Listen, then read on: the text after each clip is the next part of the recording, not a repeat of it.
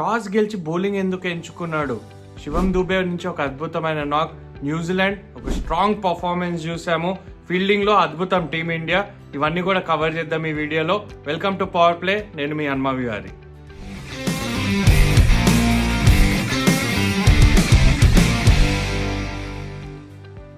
సరే, first thing first, toss గెలిచి Suryakumar Yadav bowling ఎందుకు ఎంచుకున్నాడు?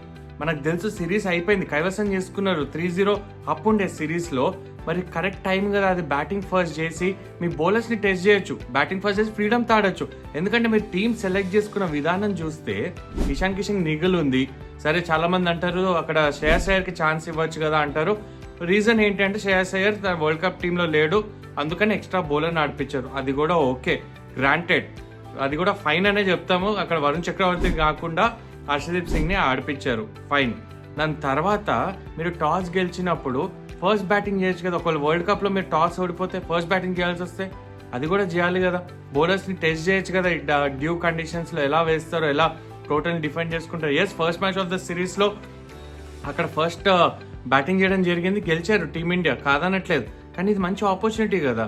నెక్స్ట్ మ్యాచ్ ఒకవేళ టాస్ వాళ్ళు గెలిచి లేదు మేము ఫస్ట్ బ్యాటింగ్ చేస్తామంటే ఆపర్చునిటీ పోగొట్టుకున్నారు India. I felt they miss the trick. First batting చేసి ఒక టోటల్ సెటప్ చేసి బౌలర్స్ని టెస్ట్ చేయాల్సిన అవకాశం ఉండేది.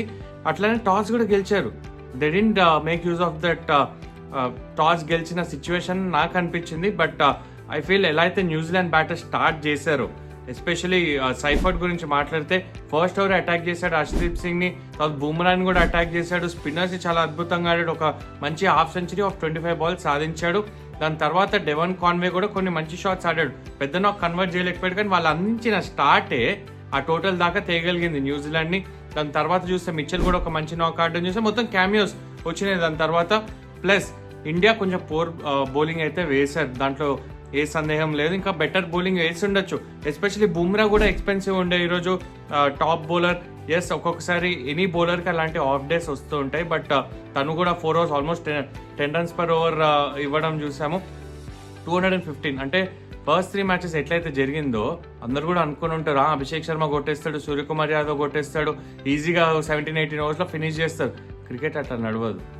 నాట్ ఎవ్రీ డే మీకు అటాకింగ్ బ్యాటర్స్ క్లిక్ అయ్యే అవకాశాలు ఉండవు. ఎందుకంటే మీరు అంత హై రిస్క్ గేమ్ ఆడేటప్పుడు ఒక్కొక్కసారి ఫెయిల్ కూడా అవుతారు. అందుకనే ఇలాంటి టీంలో తిలక్ వర్మ ఉండడం చాలా ఇంపార్టెంట్. ఎందుకు అంటున్నానంటే ఓడిపోయినందుకు కాదు నేను అనేది. తిలక్ వర్మ లాంటి ప్లేయర్ ఉంటే నంబర్ 3లో మీకు కన్సిస్టెన్సీ ఇస్తాడు. గతంలో విరాట్ కోహ్లీ ఎట్లయితే కన్సిస్టెన్సీ ఇచ్చేవాడో అలాంటి కన్సిస్టెన్సీ తిలక్ వర్మ ఇస్తాడు. ఈజ్ యావరేజింగ్ అరౌండ్ 50 T20sలో చూసుకుంటే. అండ్ ఈ ఏదైతే లాస్ట్ ఇయర్ 2025 నుంచి చూసుకుంటే అభిషేక్ శర్మ తర్వాత హైయెస్ట్ నెంబర్ ఆఫ్ రన్స్ ఓవర్కునే తిలక్ వర్మకునే. స్ట్రైక్ రేట్ కూడా 140 దాకా మెయింటైన్ చేస్తాడు.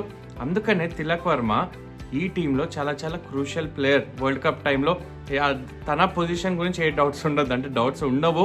బట్ తను నంబర్ 3లో ఉండడం, కంబ్యాక్ చేయడం ఆ ఇంజరీ తర్వాత, ఆ వరల్డ్ కప్ ఆడడం చాలా క్రూషియల్ ఈ బ్యాటింగ్ లైనప్లో. Yes, on the day Abhishek Sharma, Suryakumar Yadav, ఒక ఇషాన్ కిషన్ ఈ మ్యాచ్ ఆడలేదు, దాని గురించి కూడా మాట్లాడదాం.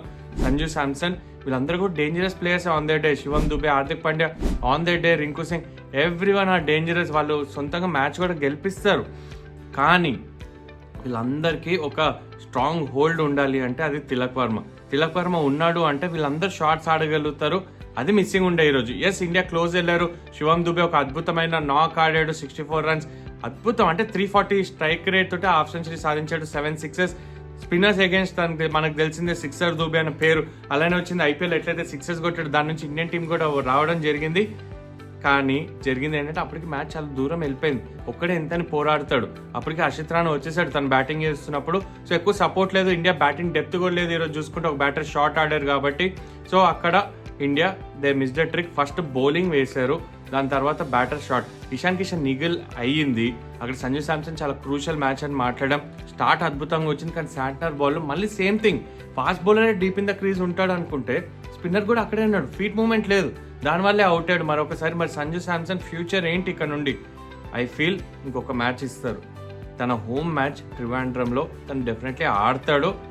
ఆ మ్యాచ్ ఒకవేళ రన్ స్కోర్ చేయకపోతే, and Ishan Kishan next match ఒకవేళ రిటర్న్ వచ్చి తను రన్ స్కోర్ చేస్తే, ఆల్రెడీ తను ప్రూవ్ చేసుకున్నాడు ఈ సిరీస్లో. కానీ Sanju Samson next match run score చేయకపోతే ఐ థింక్ వరల్డ్ కప్లో ఇషాన్ కిషన్ ఇంకా అభిషేక్ శర్మ స్టార్ట్ చేస్తారు, ఓపెన్ చేస్తారు. తిలక్ వర్మ నెంబర్ 3 ఆడతాడు. So I feel do or die match ఇంకా సంజు శాంసన్కి నెక్స్ట్ మ్యాచ్.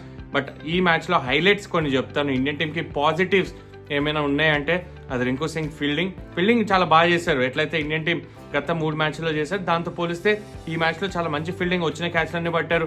హార్దిక్ పాండ్యా నుండి ఒక అద్భుతమైన రన్అట్ చూసాం. బౌలింగ్ బిట్స్ అండ్ పీసెస్లో వేశారు.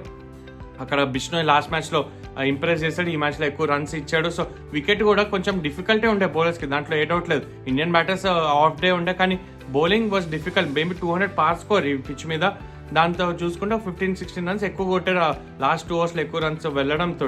బట్ ఓవరాల్గా I think the positive is the fielding. Definitely అది చాలా మెరుగుపరుచుకున్నారు. సో దిలీప్ ఫీల్డింగ్ కోచ్కి డెఫినెట్లీ షుడ్ కంగ్రాచులేట్ ఎలా అయితే వాళ్ళు ఫీల్డింగ్ చేశారో.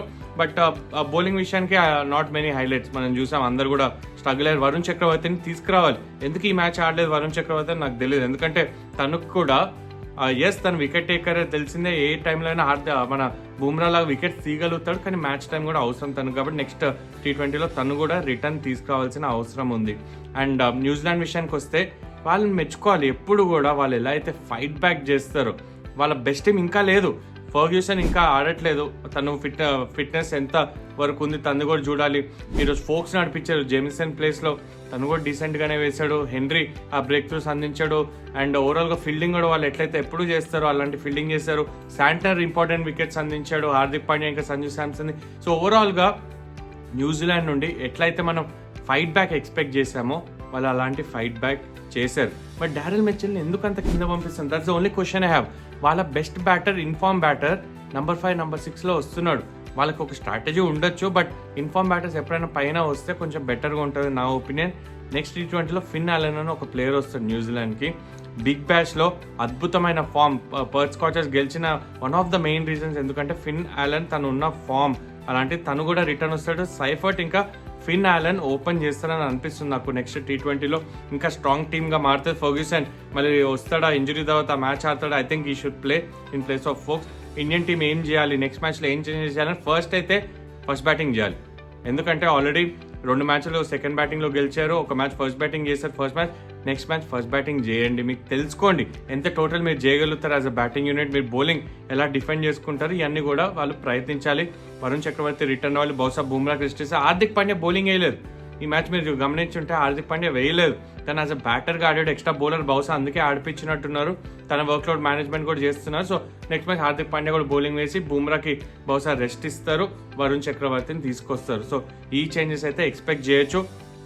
New Zealand they are fighting next match, అందుకే ఇంకా కాంపిటేటివ్గా ఉంటుంది. 3-2 అయినా కూడా నేను ఆశ్చర్యపోను.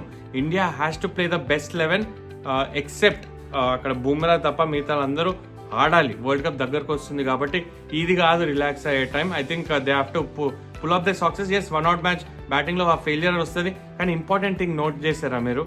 అభిషేక్ శర్మ స్ట్రైక్ తీసుకున్నాడు. First 3 T20s Sanju Samson strike తీసుకున్నాడు. ఈ మ్యాచ్లో అభిషేక్ శర్మ స్ట్రైక్ తీసుకుని ఫస్ట్ బాల్ అవుతాడు. ఈ చిన్న థింగ్స్ బహుశా అక్కడ సంజు శాంసన్ సేఫ్ గార్డ్ చేయడానికి అభిషేక్ శర్మ స్ట్రైక్ తీసుకున్నాడేమో సెల్ఫ్లెస్గా, కానీ ఫస్ట్ బాల్ అవుతాడు. నెక్స్ట్ మ్యాచ్ అసలు ఇంకా డౌట్స్ ఉండవు ఎవరు స్ట్రైక్ తీసుకుంటారని. డెఫినెట్లీ సంజు శాంసన్ ఆడితే సంజు శాంసన్ స్ట్రైక్ తీసుకుంటాడు. బట్ ఓవరాల్గా it's been a disappointing day, 1-off day అవుతూ ఉంటుంది. But I hope Indian team స్ట్రాంగ్గా కమ్బ్యాక్ చేస్తారు నెక్స్ట్ T20లో. Thanks for watching.